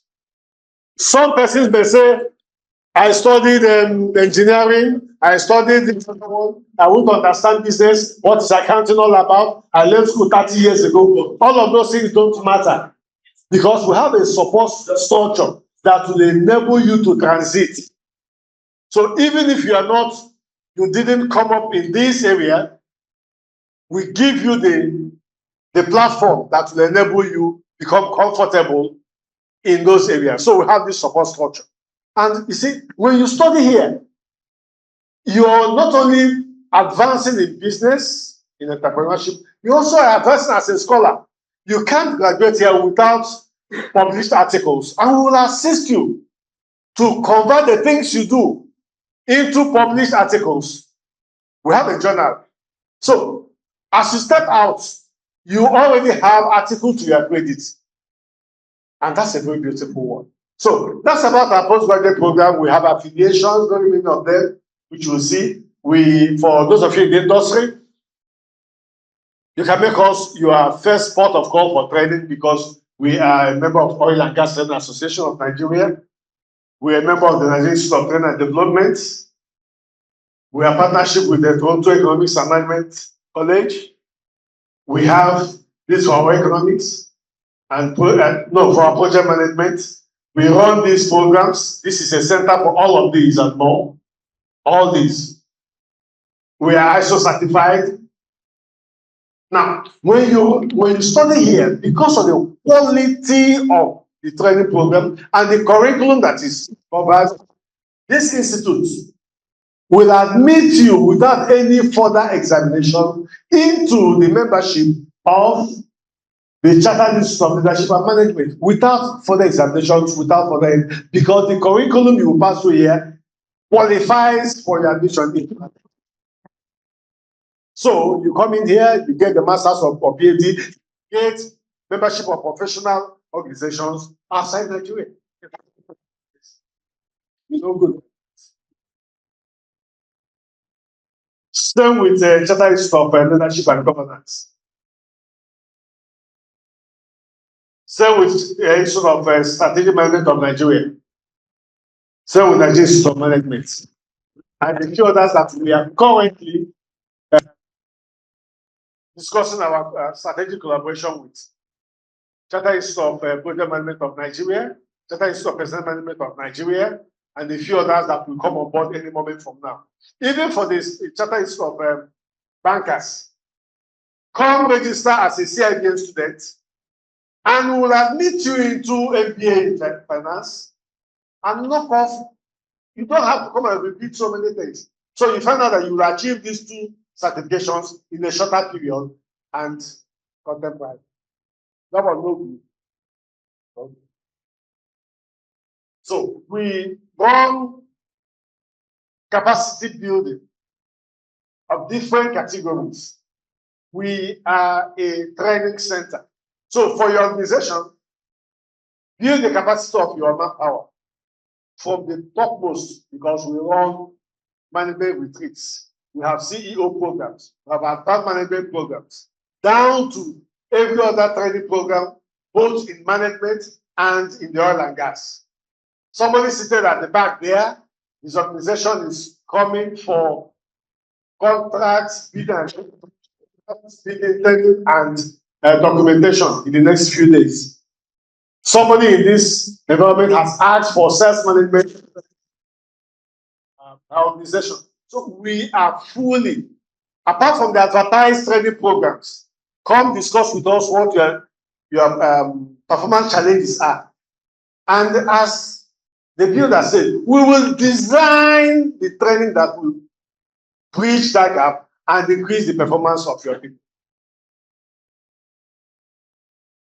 So we have all these executive management programs. Sorry, I'm not being political. I only have a voter's card. But sometimes you hear people like people be, I'm an alumni of this business school, that business school. 1 million and one of them. He didn't go there to do PhD programs. Many of them are executive programs. Now, we have these ones. Mini MBA in oil and gas, entrepreneurship, finance. Now, somebody walked in here, a woman walked in here and said, I want to do accounts. I said, Madam, what do you want to do? You want to write? I can say no. You know, by the time we sat down and discussed, her husband is in the US. They are opening a business here, and she needs to understand the tricks and the language and the jargons that the accounts people will be throwing at her. And when I took her to that point, we now understood, oh, Madam, you need to understand accounting and finance. You don't need to go through the entire syllabus of accounting as if you are going to write ICANN. When we sent that proposal, because if you are there and you have accountants and finance people, and they bring all the jargons and say, Madam, go this way, or I go this way, and you just follow them because you don't understand what they are saying. So in all of these, we have programs, 12 weeks, that will take you into the full understanding of that area so that you have sufficient knowledge to be able to supervise what they are doing. So we have it in oil and gas, we have it in entrepreneurship, finance, investment management, portfolio management, and facility management. We call this mini MBA. It gives you deep understanding, general understanding. These are not academic programs. They will build their capacity to be able to sit as the chief executive of there, but you understand you understand the language they're speaking, so you can look into their records and supervise the work. So these ones are available, and we can design them even for you, different areas. So we have short programs that run from 2 days to those that run for as much as 3 months. They can also be restructured, so that you will not have a disruption to your activities. These are some of the reasons you need to come here: international activities, your personal growth, and your career events like what we're doing now. These are some of the benefits you gain for being a member of this community. By the way, we have an investment club, as I mentioned earlier. So we have a large community of people. Everybody is not a student. Large community of people, and we benefit, several things. Financial literacy, business and investment knowledge, which we share among our members that help them to do better in whatever things they are doing. So be a member of this community by joining, by registering, by taking up any program of our school. If you would like to know, we have what is called PSS. You know what PSS means? Pay small, small. So don't be afraid. Don't be afraid. Don't be afraid. Come. For our postgraduate programs, just pick up the form, do your 10%, and you start consuming ahead of the settlement of all your bills. You pay them. But we have provided a platform to encourage you, to help you to come up and then gain the knowledge from vast number of persons that will help you as you are growing your capacity to create value and make genuine wealth. That's why we are here. Okay, I want to tell you that we have business clinic. If you're having challenges in your business, or you know someone who is having challenges with his or her business, the way the builder finds a dilapidated building and wants to know who owns this building and remodels that building. That's what we do with your businesses. So do you know anyone, or do you have one that has a business? Just come, we sit with you, we will diagnose what the challenges are and then provide you with the solution. Maybe this place will need to be broken down, maybe this foundation will need to be reset. That's also the one we do in business, so that you can succeed. Because the thing is, the greater the value you're able to create, the greater the wealth that you're able to make. And we're interested that you create value and wealth. Thank you very much. Thank you very much for coming to Gcpbs Business School. Remember, you can come and do a postgraduate program here without paying a dime. And I don't think there's any other school in Nigeria that can give you that offer. 5, and you are here free of charge to do your study. Thank you very much. The Director of Rights Management is also in the school. Thank you. We move on to the next item. I think we have done for today. We will call on the President of Gcpbs Business School to present the plan to the guest speaker for today.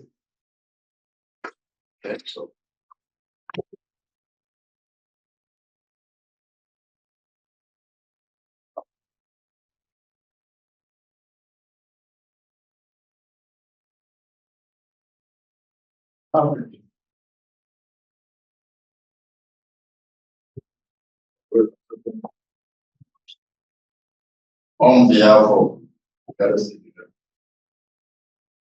I'm presenting this award to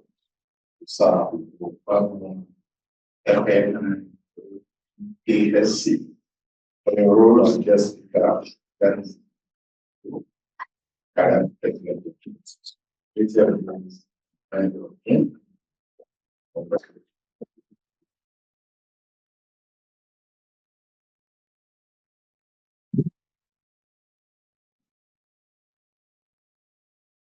Thank you very much.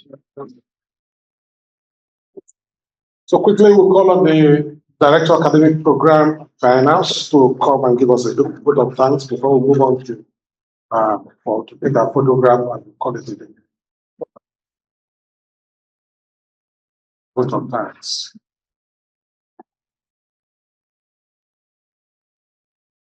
Submitting myself to existing protocol, I would like to thank the President first for creating the platform.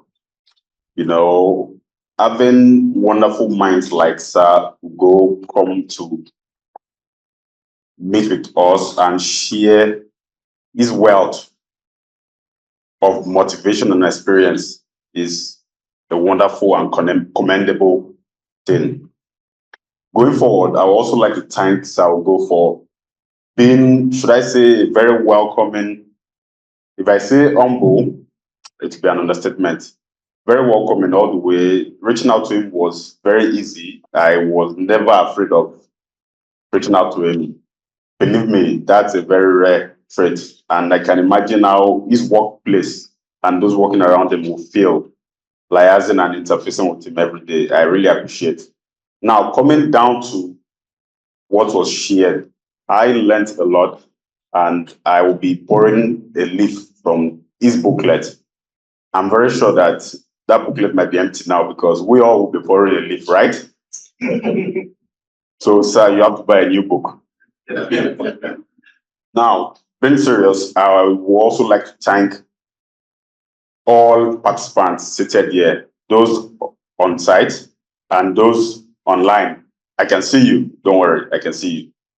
I thank you all for your audience, and I expect that we all should make good use of what has been presented to us.